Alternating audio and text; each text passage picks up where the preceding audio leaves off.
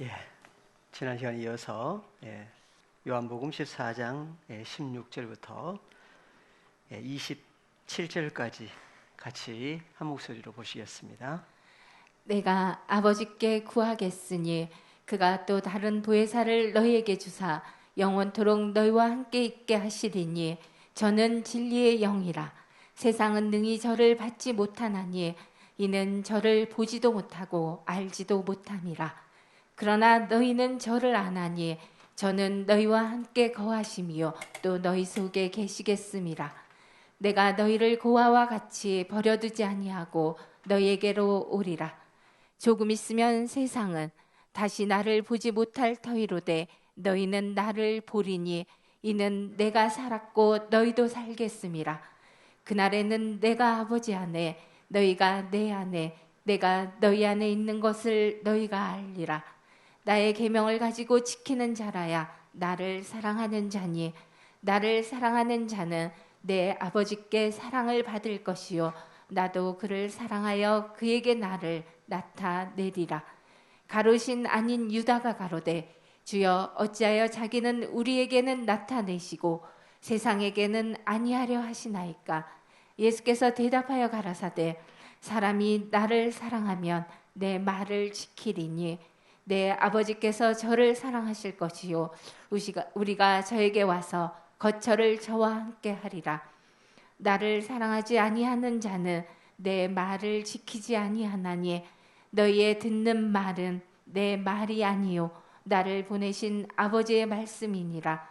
내가 아직 너희와 함께 있어서 이 말을 너희에게 하였거니와 보혜사 곧 아버지께서 내 이름으로 보내실 성령 그가 너희에게 모든 것을 가르치시고 내가 너희에게 말한 모든 것을 생각나게 하시리라.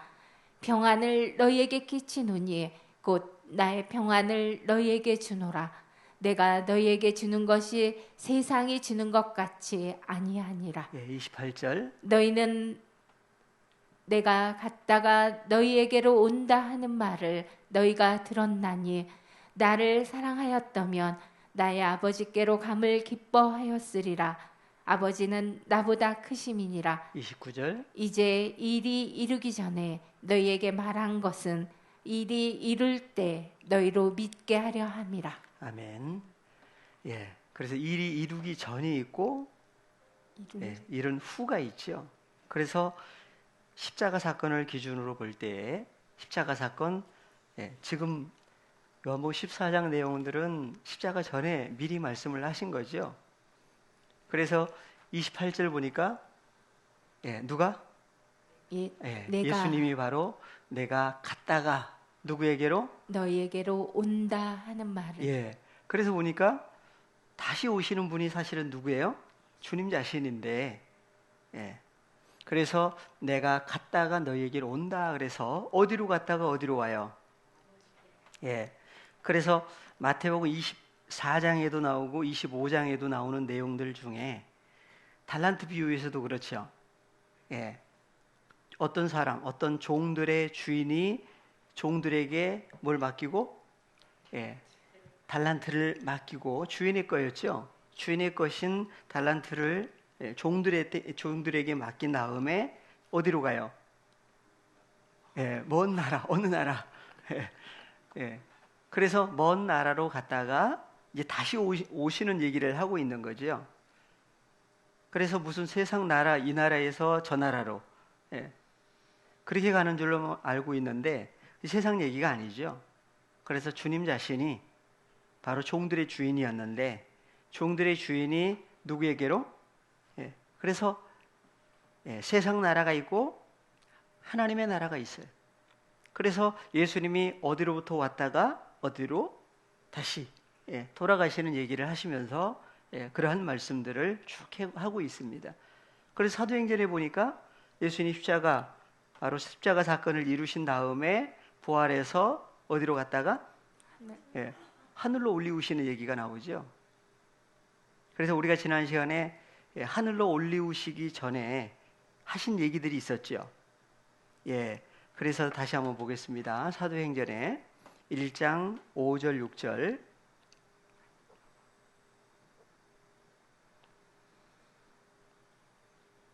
요한은 물로 바티조를 베풀었으나 너희는 몇 날이 못되어 성령으로 바티조를 받으리라 하셨느니라.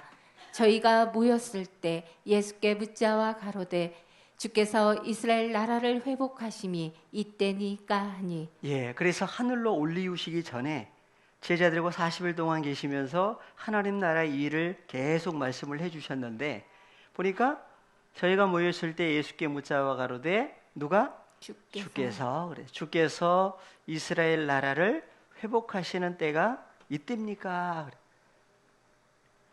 그랬을 때에 사도행전에서는 7절 가라사대 때와 기한은 아버지께서 자기의 권한에 두셨으니 너희의 알 바 아니요 오직 성령이 너희에게 임하시면 너희가 권능을 받고 예루살렘과 온 유대와 사마리아와 땅 끝까지 이르러 내 증인이 되리라 하시니라. 그래서 오순절 성령이 임한 다음에 이제 사도행전에서 이제 증인 사역을 했습니다. 그래서 사도행전에 증인 사역이 있고 그 다음에 바울 서신에 사도 바울이 또 증인하는 증인 사역이 또 있죠. 그래서 때와 기한은 아버지께서 자기의 권한에 두셨으니 너희의 알 바가 아니다. 그래서 사도행전 때는 감춰져 있어요. 그래서 오순절 성령이 임하신 역사를 얘기하면서 이제 땅끝까지 이르러 내 증인이 되리라. 그래서 증인 사역을 계속 강조를 하고 있는 때가 오늘날까지도 계속 이어지고 있죠. 그래서 이스라엘 나라가 회복된다고 그랬는데 이스라엘 나라가 어느 나라냐에 따라서 내용이 달라지죠. 그래서 이스라엘 조금 6절에 주께서 이스라엘 나라를 회복하시는 때가 이때입니까? 그래서 이스라엘이 드러난 유대인들이 있고 또 하나는 감추인 이면적 유대인이 또 있죠. 그래서 두 종류의 이스라엘 한번 로마서 2장 24절부터 한번 보겠습니다. 기록된 바와 같이 하나님의 이름이 너희로 인하여 이방인 중에서 모독을 받는도다. 내가 율법을 행한즉 할례가 유익하나 만일 율법을 범한즉 내 할례가 무할례가 되었느니라. 그런즉 무할례자가 율법의 제도를 지키면 그 무할례를 할례와 같이 여길 것이 아니냐. 또한 본래 무할례자가 율법을 온전히 지키면 의문과 할례를 가지고 율법을 범하는 너를 판단치 아니하겠느냐. 대저 표면적 유대인이 유대인이 아니요 표면적 육신의 할례가 아니라 오직 이면적 유대인이 유대인이며 할례는 마음에 할지니 신령에 있고 의문에 있지 아니한 것이라. 그 칭찬이 사람에게서가 아니요 다만 하나님에게서니라. 그래서 유대인이 두 종류로 나눠지는데 바로 이면적 유대인이 유대인이다 그랬어요. 그리고 할례는 어디에다 해라? 마음에. 그래서 어떻게 마음에 할례를 행하겠어요? 그래서 사람으로는 할 수 없으되 하나님은 하신다. 그래서 마음에 할례를 행하는 사건이 그래서 마음을 잘라내는 거죠. 할례는 뭔가를 잘라내는 거니까. 그래서 마음의 할례가 언제, 어느 때, 누구에 의해서 이루어지느냐, 그러한 것들도 성경은 얘기를 하고 있습니다. 에스겔 36장 24절부터 보시면 할례가 나오는데 내가 너희를 열국 중에서 취하여 내고 열국 중에서 모아 데리고 고토 아다마에 들어가서 맑은 물로 너희에게 뿌려서 너희로 정결케 하되 곧 너의 모든 더러운 것에서와 모든 우상을 섬김에서 너희를 정결케 할 것이며. 그래서 어디 들어간 다음에 고토. 누가 데리고 들어가셔요? 여호와 하나님이 친히. 그러니까 사람이 하는 일이 아니에요. 그래서 여호와 하나님께서 친히 내가 너희를 열국 중에서 어떻게 하고 취해낸다, 뽑아낸다. 그리고 열국 중에서 모아서 데리고 고토, 아담하죠. 그래서 아담아라고 하는 것도 크게 두 종류로. 그래서 거룩한 아담아가 있고 부정한 아담아가 있어요. 그래서 고토, 아담아에 들어가서 맑은 물로 너에게 뿌려서 그렇죠. 그래서 물을 어떻게 해요? 뿌려요. 그래서 물을 뿌리다 보니까 그게 뭘로 오늘날까지 세례. 물을 뿌리느냐 물속에 들어갔다 나오느냐 하는 세례로까지 세례나 침례냐 그렇게 이제 구분이 되고 있는데 맑은 물이 무슨 물이 맑은 물이냐? 그래서 에베소서에 보니 나오죠. 물로 씻고 말씀으로 정결케 한다. 무슨 물이냐? 그래서 맑은 물로 너희에게 뿌려서 너희를 정결케 하되 모든 더러운 것에서와 모든 우상을 섬기면서 너희를 정결케 할 것이며 또 새 영을 너희 속에 두고 새 마음을 너희에게 주되 너희 육신에서 굳은 마음을 제하고 부드러운 마음을 줄 그래서 것이며 마음의 할례를 누가 하시는 거예요? 여호와 하나님만이 할 수 있는 일들을 얘기를 하고 있습니다. 그것을 외적으로는 아브라함을 통해서 창세기의 17장에 할례를 행하라고 그랬죠. 할례 언약을 주셨어요. 할례를 받지 않는 사람들은 백성 중에서 끊어진다. 하나님 나라에 들어가려면 반드시 할례를 받아야 돼요. 할례 받은 사람들 누구라고 그래요? 유대인들, 이스라엘 백성들이라고 그러죠. 그러니까 이스라엘 나라를 회복한다라고 하는 그 회복의 사건은 누가 오셔서 이루어 주시는 일들이냐? 그래서 보니까 새 영을 너희 속에 두고 어디다가 두고 속에다가 주시죠. 그 다음에 새 마음을 너희에게 주되. 그래서 마음도 새 영도 주셔야 돼요. 그 다음에 너희 육신에서 굳은 마음을 어떻게 하고 제하고 잘라내고 그 다음에 부드러운 마음을 줄 것이며 그때에 또 내 신을 너희 속에 두어 너희로 내 율례를 행하게 하리니 너희가 내 규례를 지켜 행할지라. 그러니까 하나님의 율례, 하나님의 계명, 하나님의 규례라고 하는 그 모든 것들을 지킬 수 있는 것은 누가 아니면 안 되느냐? 성경은 다 얘기를 하고 있어요.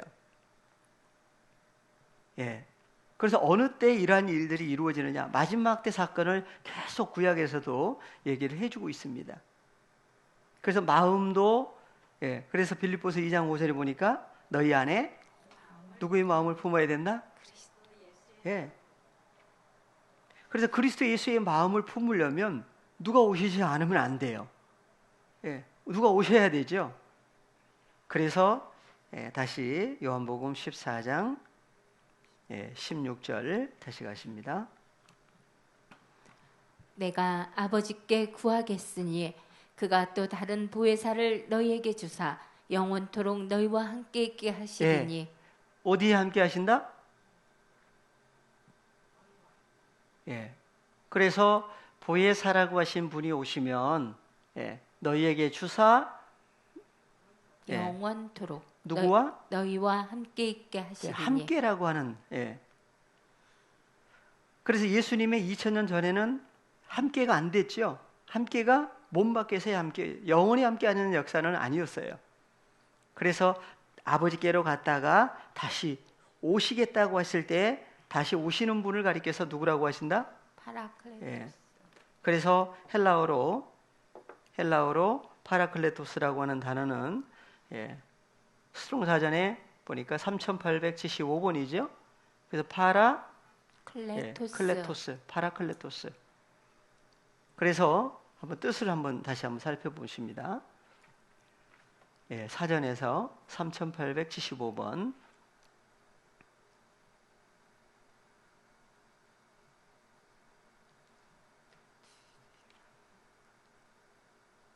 파라클레토스, 돕는 자, 중재자, 변호자, 위안자. 여기서 보혜사라고 하는 뜻은 여기는 또 안 나오죠. 위로자라고도 나오지 않고 여기 위안자 그랬어요. 그래서 돕는 자. 그러니까 파라클레토스가 오시지 않으면 도와줄 사람이 없어요. 그 다음에 중재자. 누구와? 세상 사람들과의 싸움에서 옆에 그 중간에서 중재해 준 사람도 누구라고 그래요? 변호사. 네, 변호사가 어떤 사람들에 따라서 또 달라지겠죠. 근데 하나님 나라, 하나님과의 관계성에서 중간에서 중재를 해줄 수 있는 분이 누구다? 예, 파라클레토스예요. 그분이 안 계시면 중재가 안 돼요. 화목이 안 돼요. 예. 그래서 요한일서에서는 예수님을 가리켜서 무슨 제물이라고 그래요? 예, 대속 제물이라고도 하고 화목 제물이다. 예, 죄 사함을 위해서 대속해 주시는 그러한 분을 얘기를 할 때 대속 제물이다. 또 하나님과 관계성에서 화목 제물이다고도 해요. 그래서 변호자, 위안자. 예. 근데 쓰인 곳을 보니까 요한복음 14장 16절 내가 아버지께 구하겠으니 그가 또 다른 보혜사를 너희에게 주사. 그러니까 주시는 분이 누구예요? 그러니까 2000년 전에 오신 예수님도 누가 보내신 거예요? 아버지께서 보내신 거죠. 예수님 스스로가 아니라 아버지께서 보내신 결과, 그러니까 보냄을 받은 사람을 가리켜서 뭐라고 그래요? 사도. 사도라고 그러죠. 헬라어로는 아포스텔로스. 그러니까 사도의 첫 번째는 누구예요? 예수님이에요.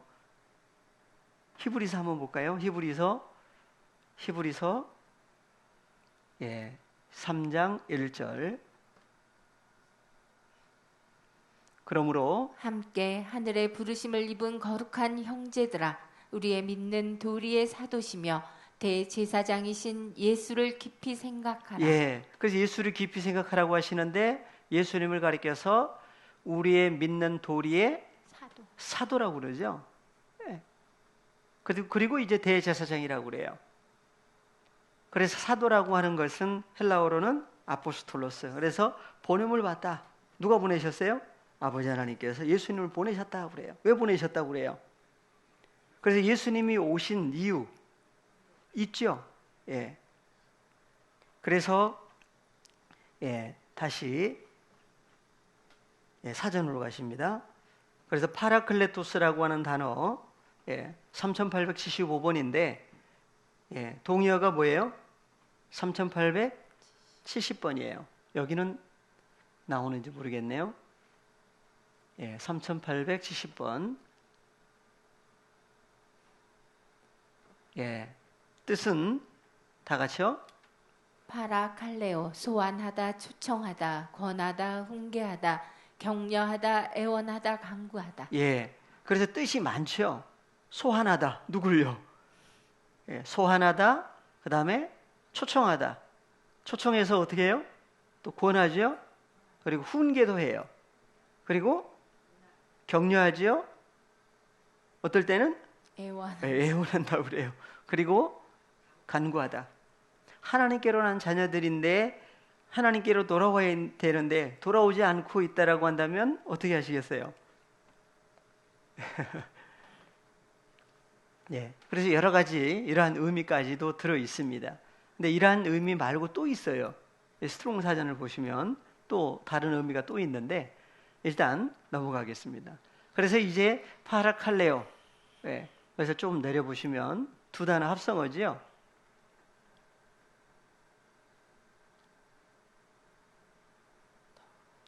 더 내려볼까요? 보니까 동사 파라칼레오는 파라와 칼레오에서 유래했으며 자기 곁으로 부르다를 의미한다. 이 단어는 다음과 같은 의미로 사용되었다. 그러니까 누구 옆으로? 자기 옆으로 누구를 불렀어요.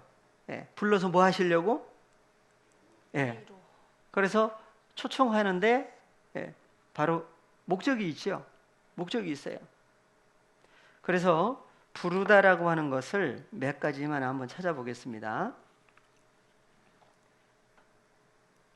예수님이 2000년 전에 오셨을 때 상황을 보면 한번 2564번 한번 먼저 사전을 찾아놓고 가보겠습니다.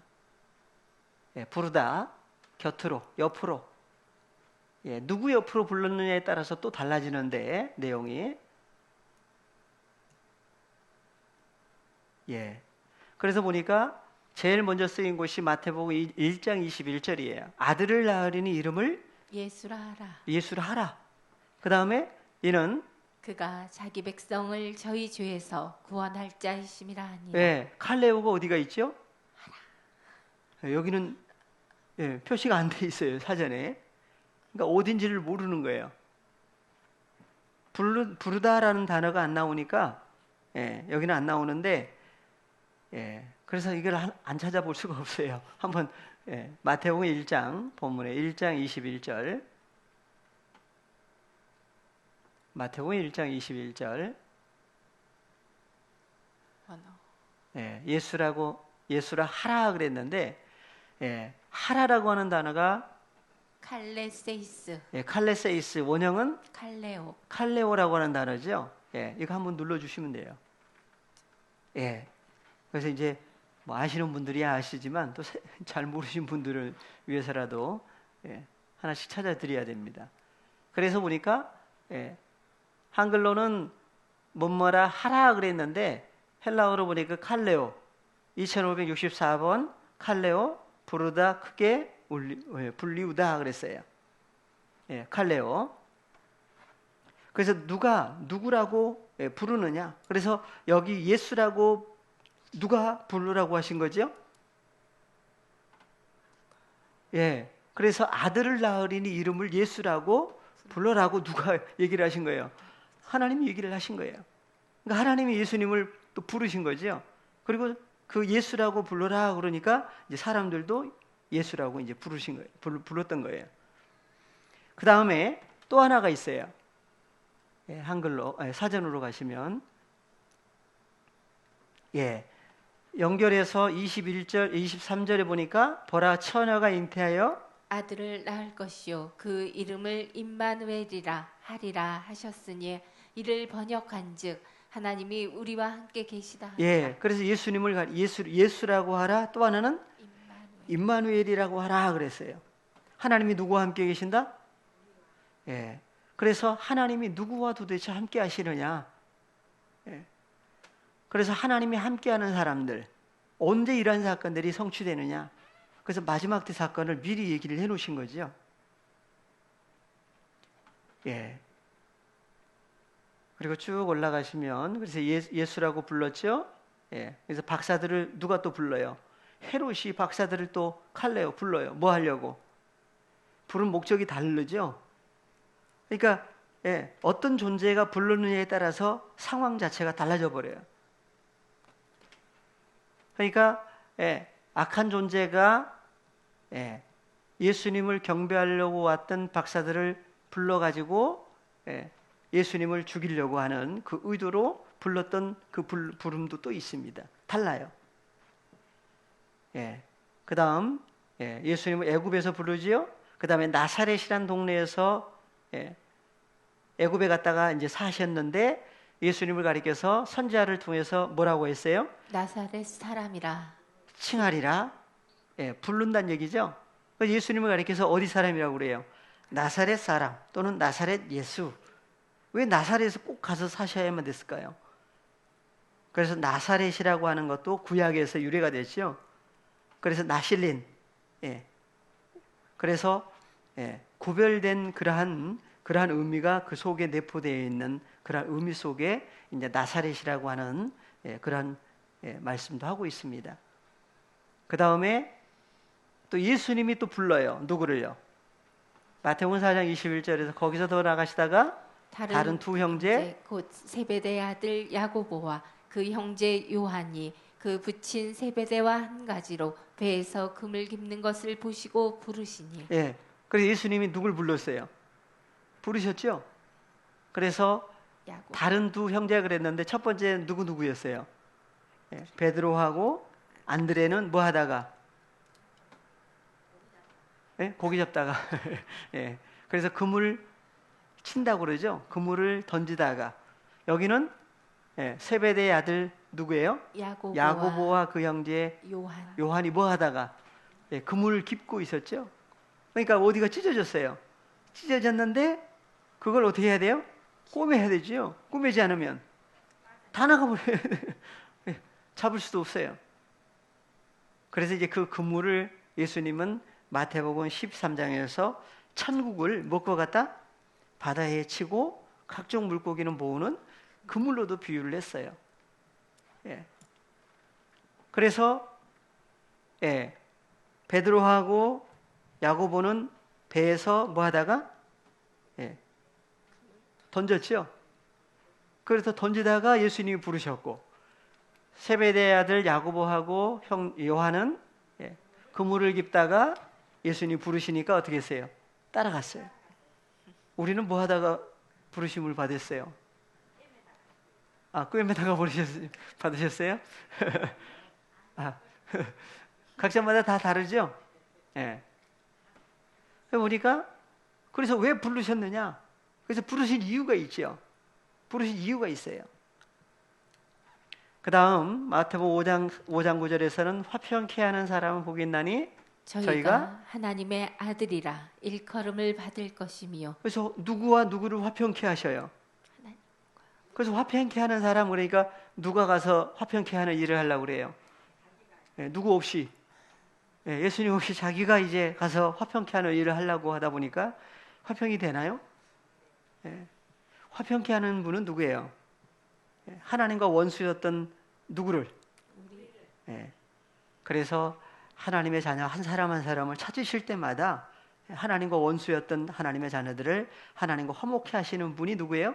예수님이 바로 화목케 하시는 분의 첫 번째. 그분을 통해서 하나님과 화목케 된 사람만이 뭐 할 수 있어요? 화평케 하는 일을 할 수가 있는데 홀로가 아니죠, 이제는. 네.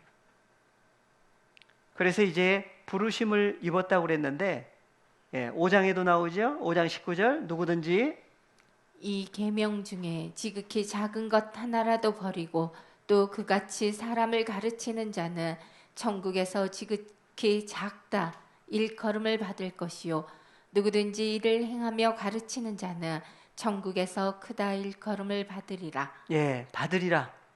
그래서 일컬음을 받는다. 그래서 두 번 다 나와요. 그래서 천국에서 작다고 일컬음을 받는지 크다고 일컬음을 받는지 부름을 받는지 달라지죠.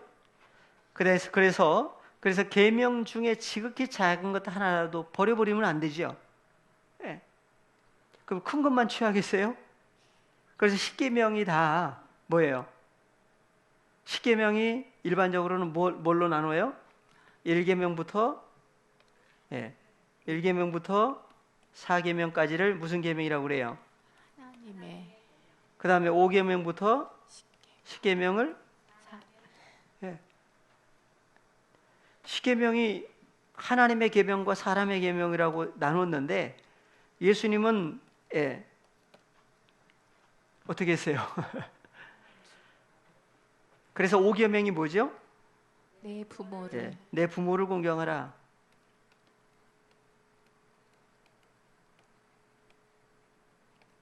공경하라고 그러니까 부모님을 어디 부모님으로? 세상 부모님으로.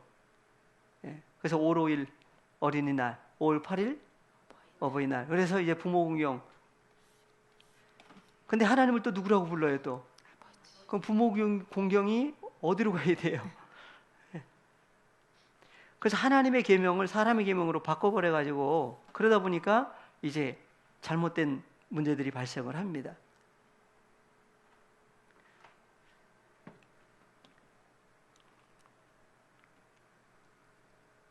그래서 계명도 어떻게 해라고 하는 얘기를 하시면서 마태복음 9장 13절에 가서는 너희는 가서 내가 긍휼을 원하고 제사를 원치 아니하노라 하신 뜻이 무엇인지 배우라. 내가 의인을 부르러 온 것이 아니요 죄인을 부르러 왔노라 예수님이 하시니라. 오셔가지고는 누굴 부르러 오셨다고 그래요? 의인이라고 하는 사람들을 부르려고 온 것이 아니라 누구를? 죄인을 부르러 왔다고 그래요. 목적이 나오죠. 그래서 마태복음 9장에서는 한번 본문으로 가볼까요?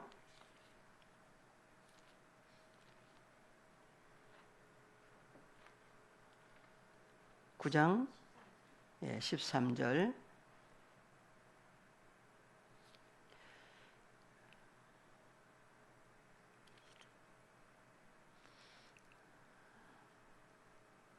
내용이 좀 많지만 1절부터 한번 보겠습니다. 무슨 내용인지 1절부터 한번 보겠습니다.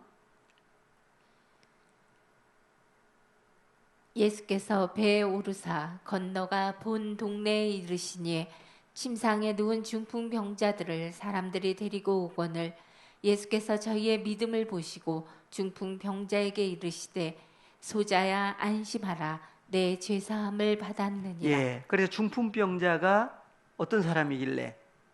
그러니까 중풍병자가 침상에 누웠죠.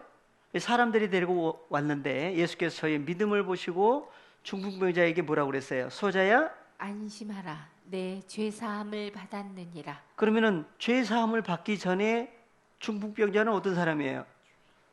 죄가 있는 사람이라고는 얘기죠. 그래서 예수님이 소자야 안심하라 내 죄사함을 받았다 그랬어요.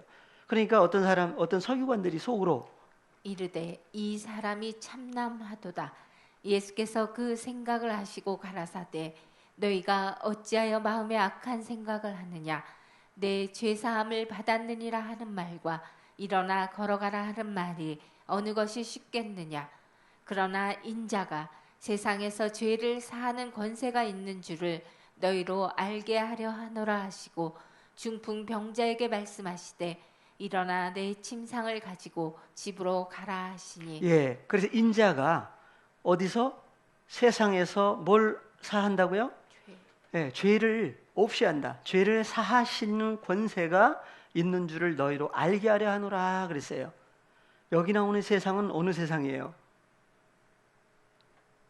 그러니까 중풍병자 자체가 뭐가 되는 거예요? 세상이 되는 거죠. 그래서 인자가 세상에서 뭘 없애하신다? 죄를 없애하신다. 죄를 사하신다. 그러니까 세상이라고 하는 존재가 뭘 가지고 있던 거예요? 죄를 가지고 있었던 거예요. 바로 누구 얘기예요? 중풍병자가 죄를 가지고 있는 사람이었는데 예수님이 오셔가지고 중풍병자의 무엇을? 죄를 어떻게 하신다? 없애주시는 거예요. 사해주시는 거죠. 그러니까 예수님이 중풍병자를 왜 불러요? 죄사함을 이루시려고. 그래서 보니까 여기 나오는 세상이 무슨 세상이냐. 그래서 세상이 몇 가지라고 그랬어요? 하나가 아니고 네 종류의 세상이라고 그랬죠. 첫 번째는 오이쿠멘의 세상, 두 번째 코스모스, 세 번째 개, 아이온. 헬라어로 보니까 에피테스게스. 에피테스게스 개라고 하는, 여기 한번 눌러주실래요? 개. 화면에는 안 나오니까 게스 그랬는데 바로 세상, 한글 성경은 세상 그랬어요. 그래서 세상에서 뭘? 인자가 죄라고 하는 하마르티아, 죄가 단수가 아니고 또 여기는 뭐예요? 죄들 여러 가지 죄들을 어떻게 하신다? 아피에미 사하시는 권세가 바로 예수님에게 있다. 그러니까 죄 사함을 받은 중풍병자는 누굴 통해서 위로가 된 거예요? 그래서 한번 더 내용을 쭉 보시겠습니다. 한글로.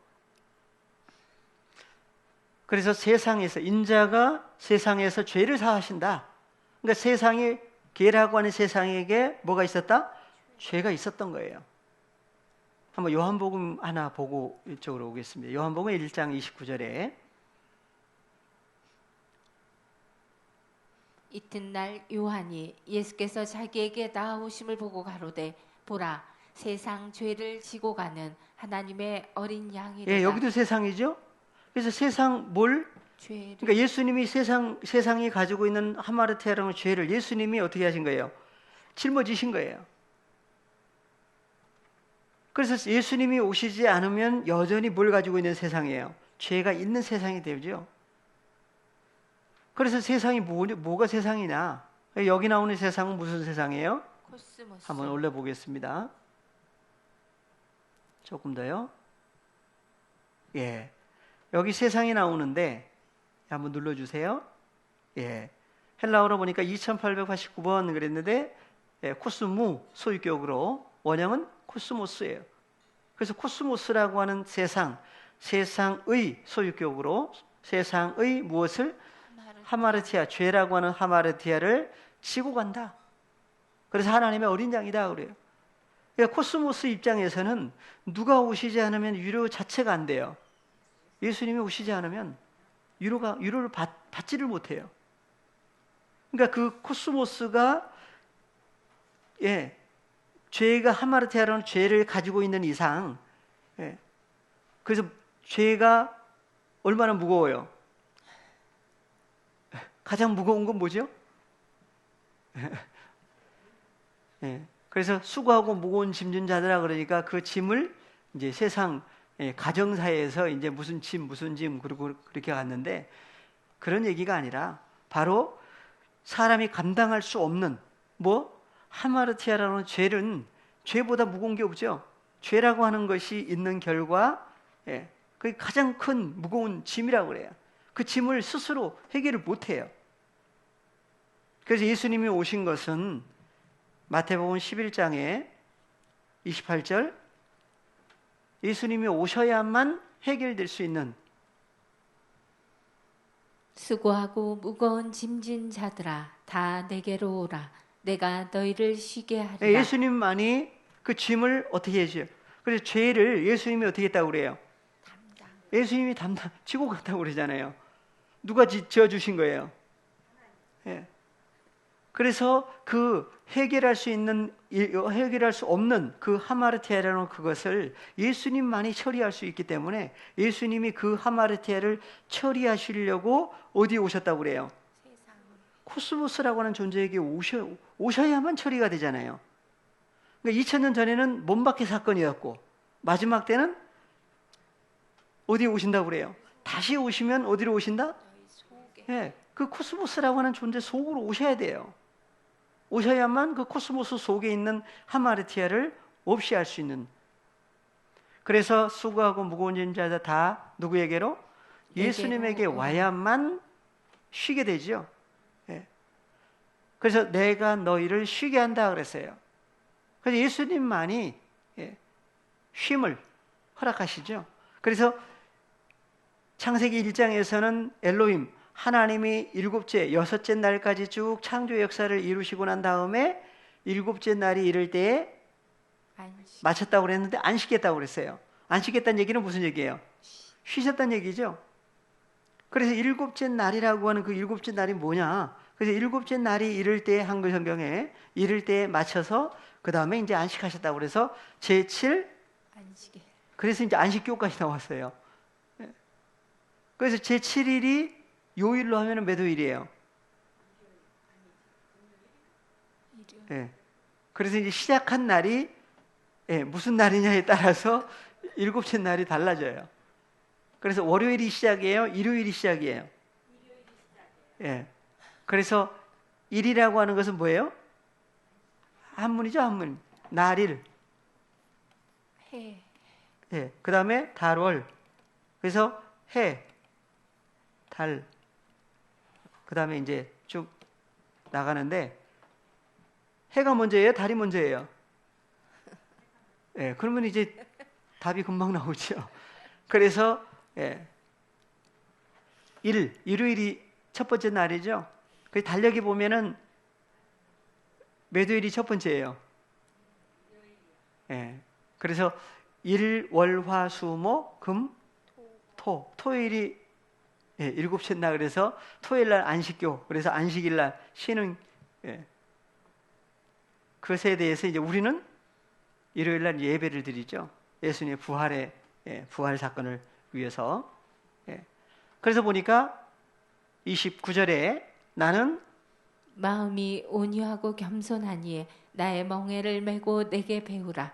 그러면 너의 마음이 쉼을 얻으리니 이는 내 멍에는 쉽고 내 짐은 가벼움이니라 하시니라. 짐이 두 종류예요. 그러니까 그래서 무거운 짐이 있고 예수님이 주시는 짐이 또 하나가 있어요. 그래서 예수님이 주시는 짐은 또 무슨 짐인지, 그죠?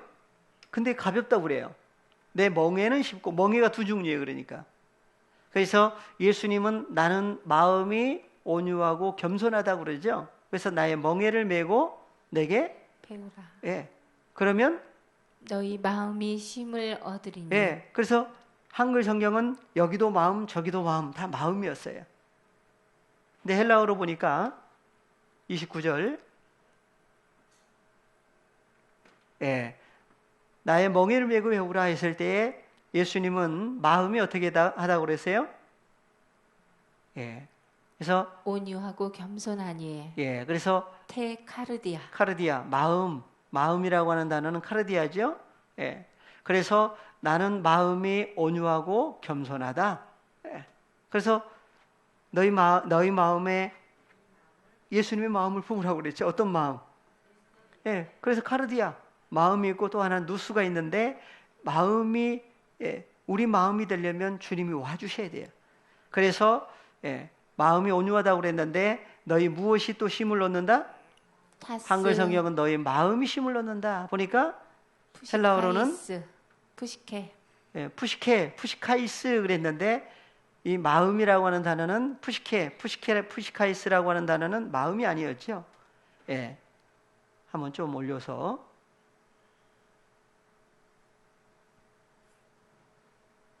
그래서 영어 성경은 마음이라고 하는 하트라고 하는 하트라고 하는 단어를 쓰지 않고 소울. 여기는 소울스 복수로 썼죠. 예. 헬라어로 보니까 5590번은 푸시케. 그래서 영호. 예, 생명, 마음 그랬는데 바로 목숨이라고 하는 단어를 여기는 마음 그랬어요. 단어 자체가 다르죠. 그래서 예수님이 오신 것은 예, 목적이 있는데 예, 다시 마태복음 9장 12절 예수께서 들으시고 이르시되 건강한 자에게는 의원이 쓸데없고 병든 자에게라야 쓸데있느니라. 예, 그래서 건강하다고 생각하는 사람들이 있고 그 다음에 병든 사람이 있는데 예, 그래서 병든 사람 어떤 사람이었어요? 예, 마태복음 9장에서는 예, 다시 앞으로 가볼까요? 예, 6절부터 그러나 인자가 세상에서 죄를 사하는 권세가 있는 줄을 너희로 알게 하려 하노라 하시고 중풍병자에게 말씀하시되 일어나 내 침상을 가지고 집으로 가라 하시니 그가 일어나 집으로 돌아가거늘 무리가 보고 두려워하며 이런 권세를 사람에게 주신 하나님께 영광을 돌리니라. 예수께서 거기서 그리고 이제 예수께서 거기서 떠나 지나가시다가 마테라 하는 사람이 세간에 앉은 것을 보시고 이르시되 나를 쫓으라 하시니 일어나 쫓으니라. 그래서 마태를 부르실 때도 예, 왜 부르셨어요? 마태가 어디에 있다가 예, 세관이라고 하는 것은 뭐 하는 곳이에요? 예, 세금 걷는 곳인데 그 마태라고 하는 사람이 도대체 어떤 사람이냐? 그래서 마태복음 기록을 했죠. 그래서 마태라고 하는 사람도 세관에 있다가 뭘 걷는 사람이었어요? 세관에서 세금 걷는 사람이에요. 마태가 어떤 사람이냐? 그래서 하나님 나라의 일을 해야 될 사람인데 예, 세금. 그래서 셋돈을 내게 보이라 그랬죠. 예수님 시험하려고 했던 사람들에게 셋돈을 내게 와서 보이라 그러니까 그 셋돈을 누구의 형상과 누구의 글이다? 예, 가이사의 글고 가이사의 형상입니다. 그래서 가이사의 것은 가이사에게, 하나님의 것은 그러면은 마태도 무슨 세금 받다가 예수님을 따르게 됐느냐 하는 것도 생각을 해볼 수가 있어요. 그래서 예수님을 따르게 됐다는 얘기는 예수님은 뭐 하시는 분이에요? 가이사의 것 가지고 가이사의 것을 찾으려고 오신 거예요? 하나님의 것 찾으려고 오신 거예요? 네, 그래서 하나님의 것을 하나님께 드리려고 오신 분이죠. 그러니까 세리 마태도 뭐 하다가 예수님을 따르게 됐다? 그럼 무슨 세금 걷다가 무슨 세금 걷는 사람으로 바뀐 거예요? 바뀌었죠? 예, 바뀌었어요. 그래서 나를 쫓으라. 예수님이 하신 일들을 하나님의 것을 하나님께 드리는 일을 하라고 또 부르신 거예요. 우리는요?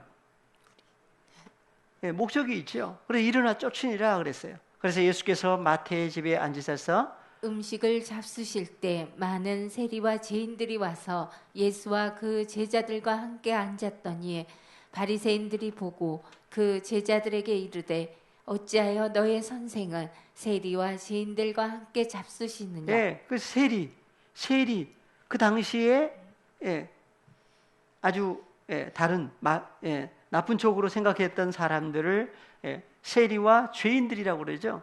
어떻게 함께 잡수시느냐? 누가요? 바리새인들이. 그래서 하신 말씀이 12절이에요. 예수께서 들으시고 이르시되 건강한 자에게는 의원이 쓸데없고 병든 자에게라야 쓸데있느니라. 그러니까 건강한 사람은 누구고 병든 사람은 누구란 얘기예요. 그래서 바리새인들을 가리켜서 건강한 사람이들이다. 또 하나는 의인들이다. 그래서 의인을 부르려고 오신 게 아니라 죄인을 불러서 어떻게 하시려고? 회개케 하시려고 오셨다고 그래요. 그래서 스스로 건강하다고 하는, 스스로 사람의 의로 의인이라고 하는 그 의인들 부르려고 오신 게 아니라 병든 사람, 죄인이라고 하는 사람들을 불러서 어떻게 하시려고? 그러니까 예수님만이 그 죄를 처리할 수 있는 거지요. 죄 사함을 이루어 주시는 분이에요. 그러니까 예수님만이 죄 사함을 이루어 주신 결과 건강한 사람으로 바뀌어지면 그 사람들을 가리켜서 하나님 나라의 의인이다 그래요. 그래서 너희는 가서 내가 긍휼을 원하고 제사를 원치 아니하노라 하신 뜻이 무엇인지 배우라. 내가 의인을 부르러 온 것이 아니요 죄인을 부르러 왔노라 하시니라. 예, 마가복음 2장 17절도 한번 보겠습니다.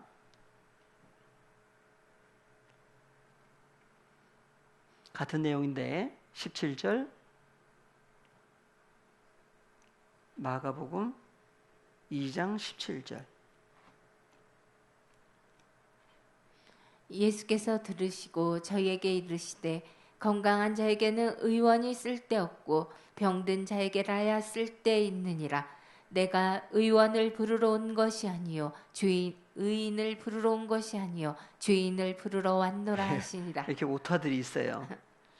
예. 그래서 세리 마태도 죄인 입장에 있었던 거예요. 그래서 죄 사함을 이루어 주신 결과 이제 의인으로 바뀌었는데, 의인으로 바뀌면 할 일이 있는데 무슨 일을 해야 돼요? 예수님이 하신 일, 무슨 일?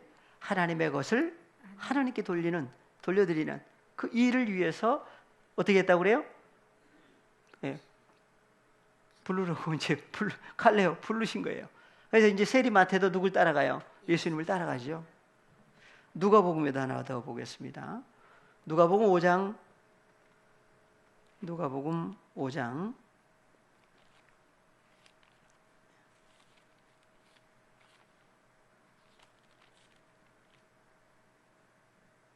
31절 32절